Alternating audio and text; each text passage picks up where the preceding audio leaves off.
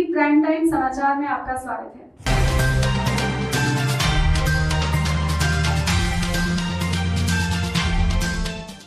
भागलपुर के राष्ट्रीय प्रवक्ता संबित पात्रा और भाजपा के केंद्रीय मंत्री अश्विनी चौबे पहुंचे भागलपुर। प्रेस कॉन्फ्रेंस कर विरोधी दलों पर जमकर बरसे। भारतीय जनता पार्टी के राष्ट्रीय प्रवक्ता संबित पात्रा और भाजपा के केंद्रीय राज्य मंत्री अश्विनी चौबे चुनावी दौरे को लेकर भागलपुर पहुंचे। वहीं एक प्रेस कॉन्फ्रेंस को संबोधित करते हुए उन्होंने लालू यादव और उनके पुत्र तेजस्वी यादव पर जमकर बरसे। इस दौरान संबित पात्रा ने कहा कि बिहार की भोली भाली जनता को 10 लाख नौकरी देने का झांसा देकर बेवकूफ बनाने का काम किया जा रहा है। उन्होंने कहा कि एक तरफ जहां नरेंद्र मोदी और नीतीश कुमार विकासशील देश और बिहार की तस्वीर है, वहीं दूसरी तरफ कांग्रेस, आरजेडी और वामपंथी विचारधाराओं का जमावड़ा है। भ्रष्टाचार, बेरोजगारी और अराजकता का पर्याय बन चुके लालू यादव के शासनकाल की छवि आज तेजस्वी में दिखाई देती है। बिहार की जनता बड़ी अच्छी तरह से समझती है कि आज बिहार को विकास के रास्ते पर कैसे ले जाना है। यह सर्वविदित है कि बिहार की भोली भाली जनता ने 10 वर्ष कांग्रेस को झेला है और 15 वर्ष राष्ट्रीय जनता दल की भ्रष्ट सरकार को। वैसी सरकार से बिहार के विकास की परिकल्पना कैसे की जा सकती है। श्री पात्रा ने कहा कि वर्ष 90 के दशक से लेकर 2005 तक तत्कालीन सरकार ने 95,000 नौकरियां दी थी। संबित पात्रा ने कहा कि बिहार में एक तरफ नीतीश कुमार और मोदी जी का चेहरा है, लेकिन दूसरी तरफ कौन है यह बिहार की जनता नहीं समझ पा रही है। मतलब साफ है कि नीतीश कुमार और माननीय नरेंद्र मोदी के सामने बिहार में फिलहाल कोई चेहरा साफ नहीं है। हर हाल में विकल्प नीतीश कुमार ही हैं। आज भारतीय जनता पार्टी के राष्ट्रीय प्रवक्ता संबित पात्रा भागलपुर हवाई अड्डे के मैदान में 23 अक्टूबर को होने वाले प्रधानमंत्री की चुनावी सभा की पूरी व्यवस्था का निरीक्षण करने पहुंचे थे। इनके साथ ही केंद्रीय स्वास्थ्य राज्य मंत्री अश्विनी चौबे भी साथ थे। भाजपा के कैबिनेट राज्य मंत्री अश्विनी चौबे ने बिहार में एनडीए गठबंधन की सभी सीटों पर जीत होने का दावा करते हुए विपक्षियों पर जमकर निशाना साधा। अशोक भट्ट जी है मीडिया प्रभारी। अब मैं स्पेशल प्रदेश प्रवक्ता।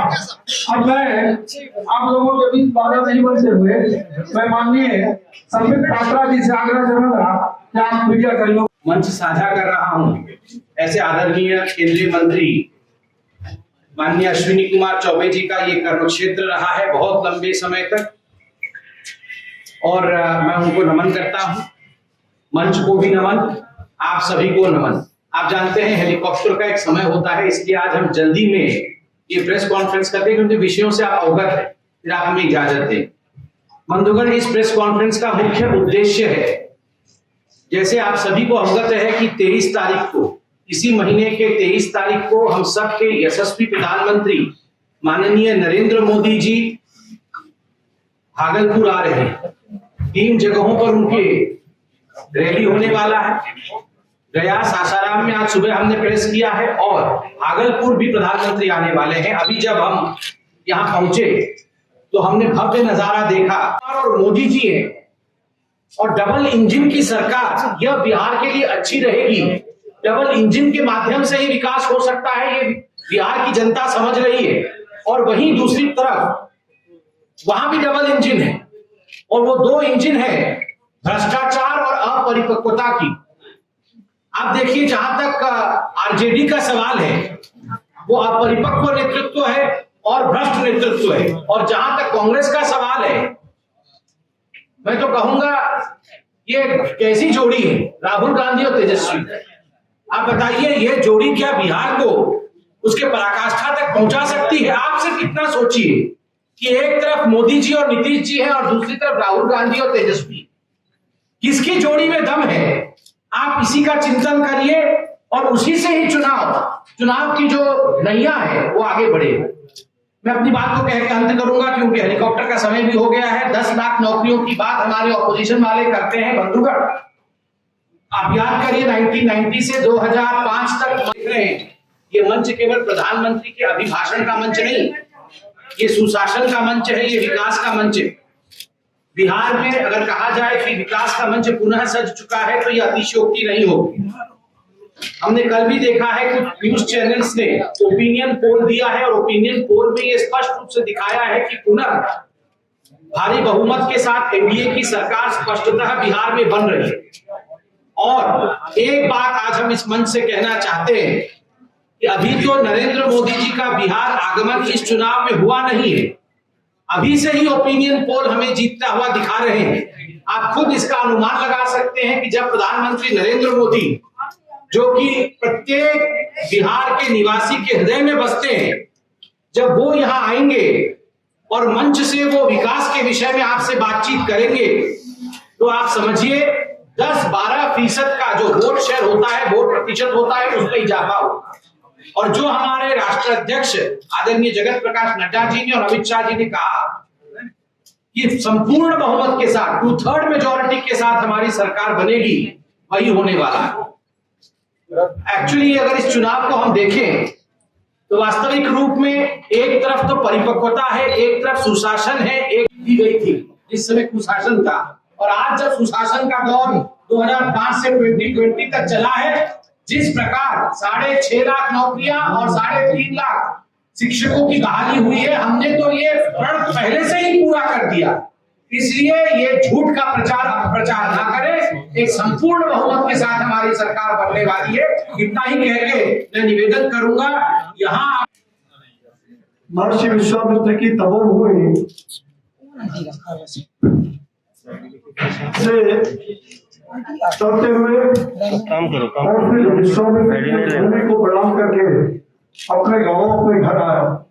इस नगर में जहाँ का सेवक अनेक वर्षों तक मैं रहा, मुझे खुशी है कि आज हम सब लोग इस लोकतंत्र की शक्ति को मजबूत करने के लिए, लोकतांत्रिक मूल्यों की रक्षा के लिए, जहां इस वैश्विक महामारी के काल में पूरा विश्व नतमस्तक हो चुका है, लेकिन भारत में जो प्रधानमंत्री श्री नरेंद्र मोदी जी के नेतृत्व में जिस प्रकार का आज पूरे विश्व में हम कह सकते हैं बेहतरीन व्यवस्था किया है। आज आप जानते हैं कि लगभग 21 लाख से भी ज्यादा आइसोलेशन बेड हमने पूरे देश में तैयार किया। लोगों ने कहा एक भी टेस्टिंग लैब नहीं था, आज पूरी तरह से 2000 से भी ज्यादा 10 करोड़ लोग आप जानते हैं कि 10 करोड़ हमने पूरी तरह से टेस्टिंग करना शुरू कर दिया। ये बड़ी बात है, 10 करोड़ टेस्टिंग हो रहा है देश भर में।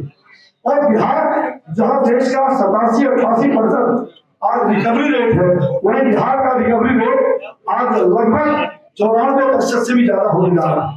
तो बिहार बहुत अच्छा कर रहा है और प्रधानमंत्री श्री नरेंद्र मोदी जी के नेतृत्व में पूरा देश स्वस्थ कैसे रहे। आपने देखा कि हर प्रकार के चिकित्सा व्यवस्था पूरे देश भर में हमने सर्वे शर्त विरामया शांति बनाना। जहां तक मुझे खुशी हो रही है कि आज हम लोग सुबह भाई संबित जी हमारे और हम सर्वमान्य जाकर के विष्णु भगवान से प्रणाम करके और गया में विष्णु पद का दर्शन किया और वहां तारा चंडी सासाराम से होते हुए आज इस अंग पर दान करने की धरती जो बराबर दान देता है, दान देता नहीं है, ये नीलकंठ की धरती है। और मुझे विश्वास है कि आने वाले दिनों में जहां ये एनडीए गठबंधन पूरी तरह से इंटैक्ट है, वहीं ये जितने घोटालेबाज उग्रवादी और हिंसा तत्व को भड़काने वाले लोग हैं, ये महागठबंधन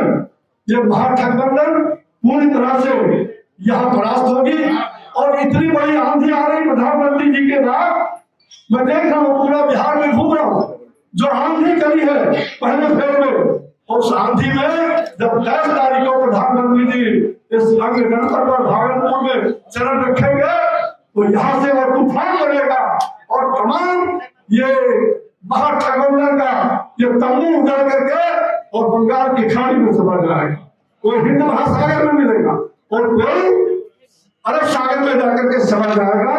इसलिए आपसे आग्रह है कि भागलपुर समस्त सभी हमारे उस दिन प्रधानमंत्री जी के कार्यक्रम में लाखों की संख्या में आकर के और आप मुआयना करके हाथ से लोग जा रहे हैं और आप सब मिल करके आप इस भागलपुर को जैसा आपने सजाया है ये और भी अच्छी कर सकेगा और विकास का जनपद के गाँव गाँव तक पहुँचाया है, आगे भी हम लोग पहुँचाने का काम करेंगे।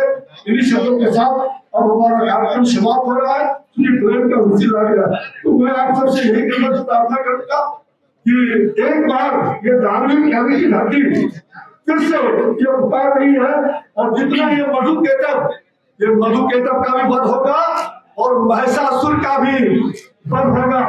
ये आने माने काले भागे 7 महीने सपा जागो रे जागो, ये 7 समुद्र पार चला जाएगा, हिंद महासागर में जाकर के समा जाएगा।